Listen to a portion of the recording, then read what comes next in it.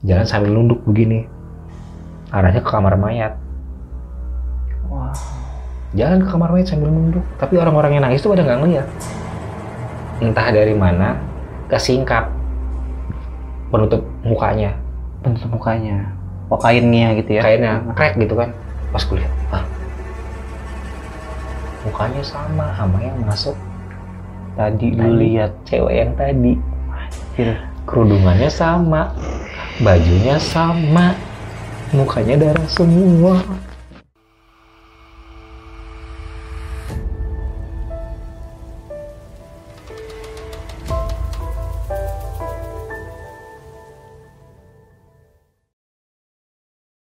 Assalamualaikum warahmatullahi wabarakatuh. Waalaikumsalam warahmatullahi Sampurasun, selamat datang di channel misteri kita.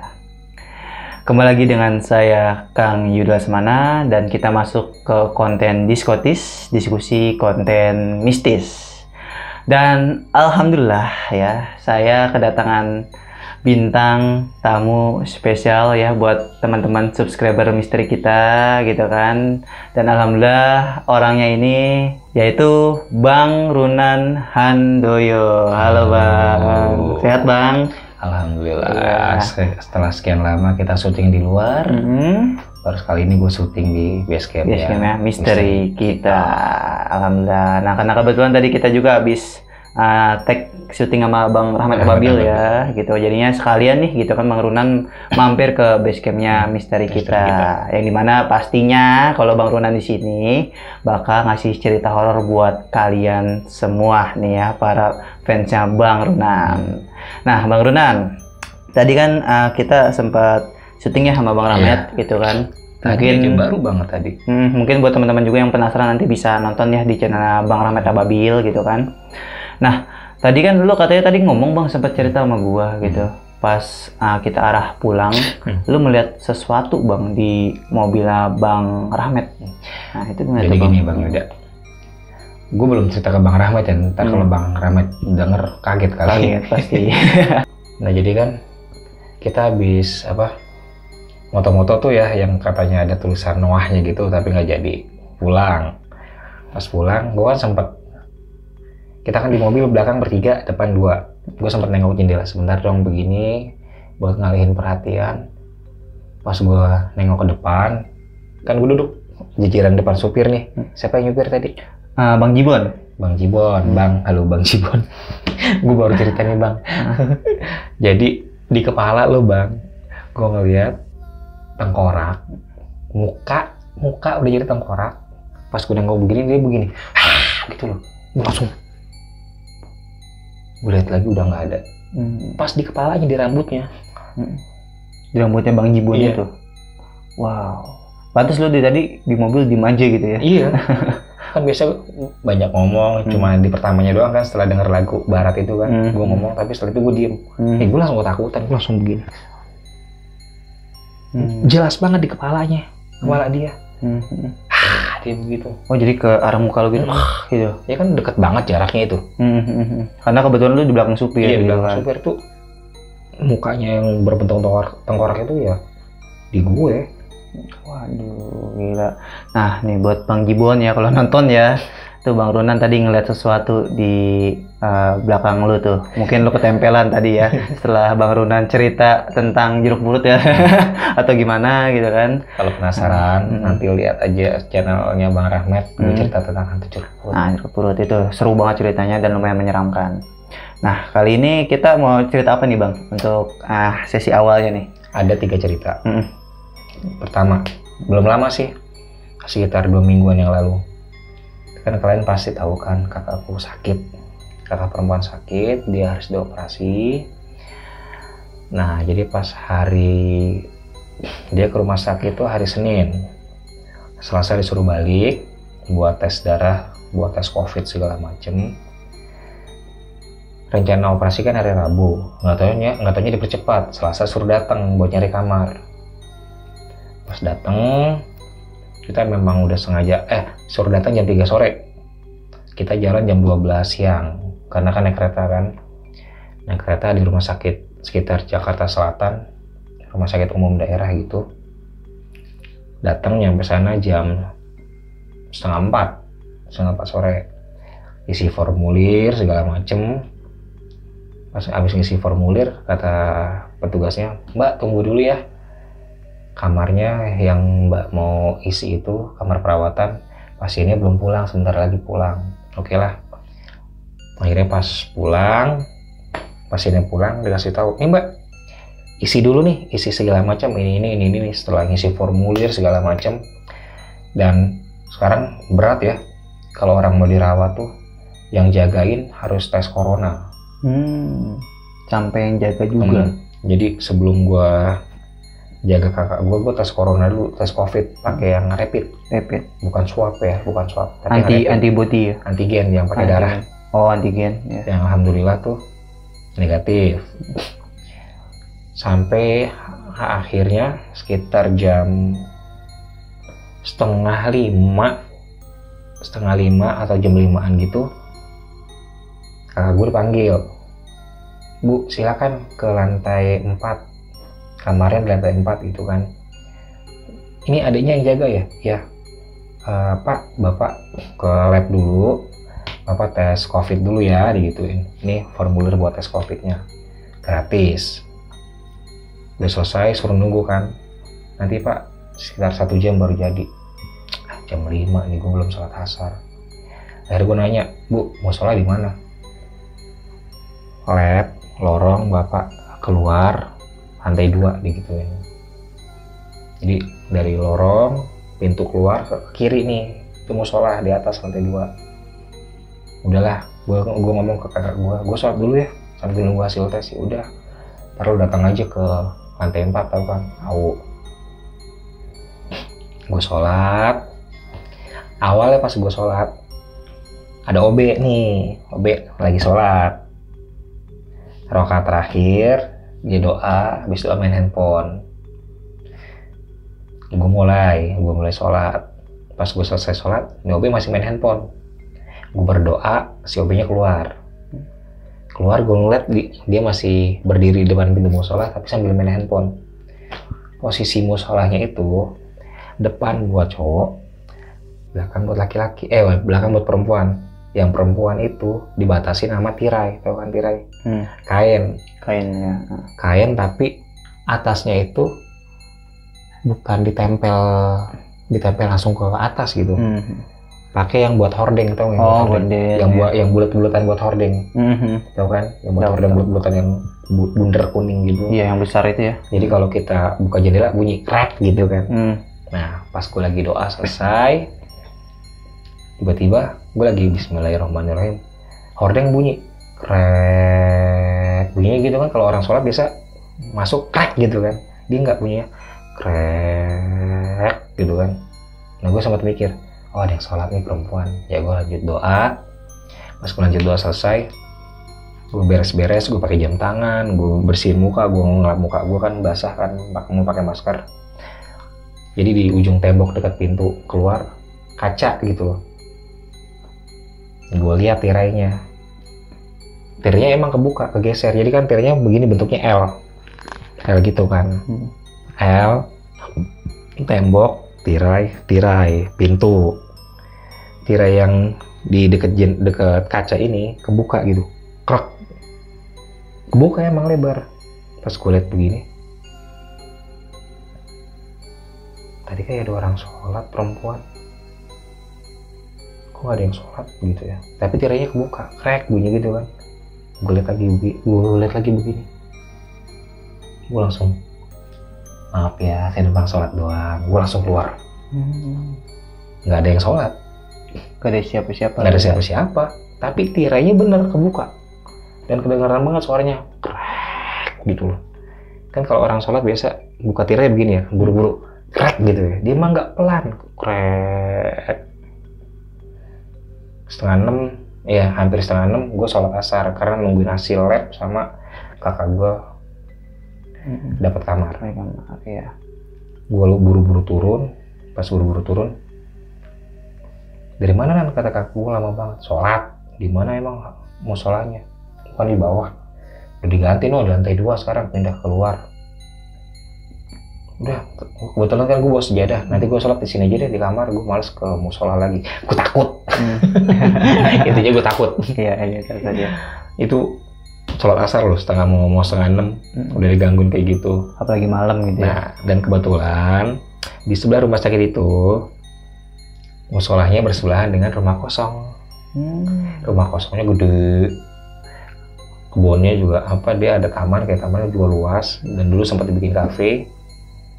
Kakak gue yang cerita nih ya, kan gue bilang tuh di sebelah rumah sakit rumah yang gede itu dijual, udah lama, kadang udah puluhan tahun gak laku-laku karena mahal. Sebelah musola tuh, dalam hati gue, mungkin dari rumah kosong itu kali ya. Bisa jadi seperti bisa itu. jadi, iya. Karena memang ini musola, ini rumah kosongnya, mepet-mepetan begini pagernya gitu. Jadi saling berdempetan. Saling dempetan. Jadi kalau kita keluar dari musola, kelihatan tuh atap rumahnya sama kebun rumahnya kelihatan. Tapi pas lu di rumah sakit itu ya Bang ya, lu melihat makhluk-makhluk aneh nggak sih Bang? Biasanya kalau rumah sakit gitu loh Bang. Karena ini kebetulan rumah sakitnya rumah sakit kecil. Ngelihat sih enggak. Suara-suara iya banyak.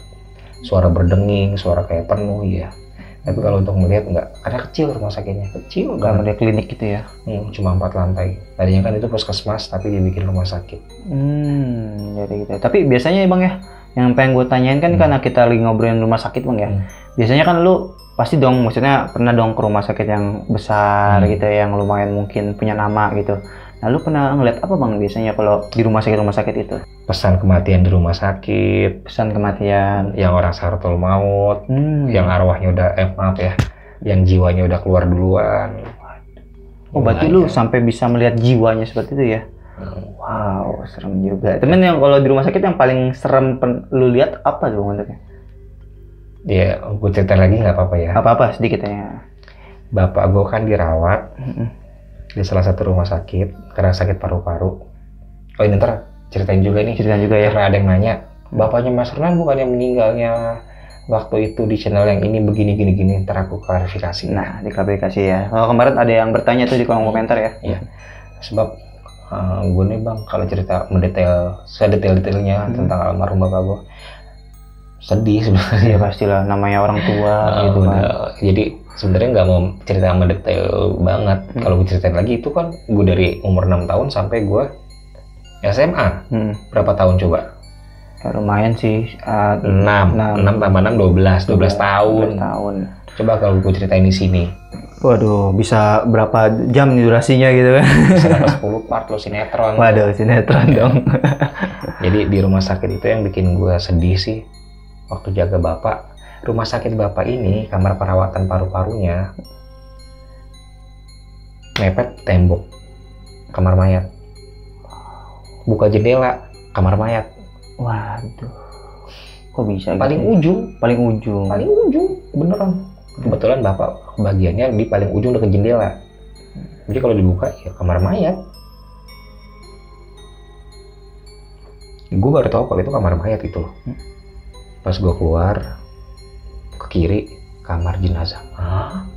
Gue begini, lihat kamar bapak gue, kamar perawatan. Ini kamar jenazah. Aduh, gue kan awalnya nggak mau ngasih tahu bapak gue kan. Ibu gue malah keceplosan. Pak, apaan? Sampai gini lah kan kamar mayat. Bapak gue ketakutan. Oh iya, jelas lah ya. Bapak gue ketakutan. Gue gini, ibu, orang sengaja juga. Jangan dibilangin, malah dibilangin. Lupa. Udahlah. Akhirnya pas udah kejadian keceplosan ibu gue pulang, gantiin jaga kan, gue yang jaga nih kejadiannya. Toke. Ya. Ceritanya valid. Teman-teman nih ada suara toke ya, jadi saya potong sedikit tadi karena Bang Runa sempat bilang juga ya kalau ada suara cicak, toke atau suara binatang lainnya itu biasanya ceritanya valid ya. Gitu. Oke Bang, lanjut Bang. Nah jadi ibu gue gantian kan, ibu pulang itu lupa menjelang asar atau mau maghrib gitu. Gue bilang, Pak, Muna lapar nih, mau nyari makan dulu. Udah jangan lama-lama, kata bapak gue gitu kan. Gue keluar, pas keluar tiba-tiba ada segerombolan orang itu cewek gitu sambil nangis, sambil duduk, ada yang mau pingsan juga, ada yang pakai jilbab gitu kan, ada laki-laki juga yang nangis sedih menuju ke arah kamar mayat, tapi cuma sampai depan gerbangnya doang karena nggak boleh masuk. Nah pas gue lagi mau keluar, jadi kan ini kamar isolasi bapak gue nih, ke kanan keluar rumah sakit. Gak lama kemudian mereka lagi nangis nih, ada cewek jalan pakai kemeja biru, kerudungan apa gue lupa, yang gue ingat kemejanya biru langit, sama celana panjang, celana bahan. Gue juga lupa warna celananya apa, yang gue ingat cuma bajunya doang biru. Jalan sambil nunduk begini, arahnya ke kamar mayat. Wow. Jalan ke kamar mayat sambil nunduk, tapi orang-orang yang nangis tuh pada nggak ngeliat. Gue gini, cewek ngapain masuk ke kamar mayat? Udah kan, pas lagi di lorong ada perawat bawa troli isinya jenazah, ada darahnya, penutupnya ada darahnya. Ini troli apa sih buat bawa mayat nih. Pas gue lewat, entah dari mana kesingkap penutup mukanya. Oh, kainnya gitu ya? Kainnya crack gitu kan. Pas gue lihat, mukanya sama yang masuk Tadi lu lihat cewek yang tadi. Anjir. Kerudungannya sama, bajunya sama, mukanya darah semua. Iya, merinding nih gue, semua merinding gue. No, merinding ya gue ya. Itu pas banget, jadi posisi gini nih. Ini gue. Ini troli mayat lewat begini, krek, pas lewat langsung tes gitu loh. Gue langsung begini.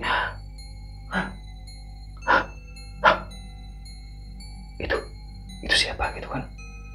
Akhirnya gue mau makan gak jadi kan, gue ikutin arahnya si jenazah ini mau dimasukin ke kamar mayat.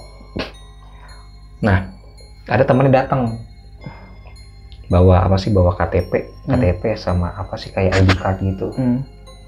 Ternyata dia karyawan pabrik yang mau nikah minggu depannya, lagi ngasih undangan ke teman-teman pabriknya. Pas lagi mau pulang, nyebrang, kelindes truk. Wah, motornya kelindes truk. Makanya fungsinya orang nikah itu dipingit, tau kan, dilarang keluar. Ya itu, biar nggak ada kejadian-kejadian yang aneh, yang tidak diinginkan. Ya. Sebenarnya kan mitos-mitos kata orang tua dulu kan sebenarnya ada benarnya juga bang ya gitu kan. Cuman kebanyakan orang-orang zaman sekarang itu mengabaikan gitu kan.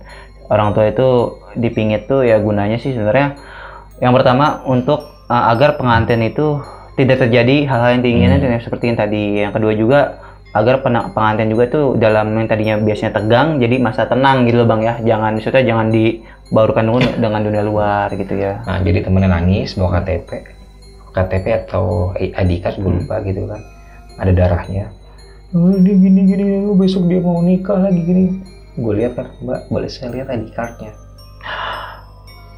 Tadi yang masuk siapa? Gue gitu kan. Temennya sempat dengar, kenapa mas? Enggak apa-apa. Gue baru ngomong gitu, keluar si ceweknya dari kamar mayat. Tapi nggak keluar ke lorong, cuma kan pagar, dia keluar pagar begini doang sambil duduk begini. Balik badan hilang.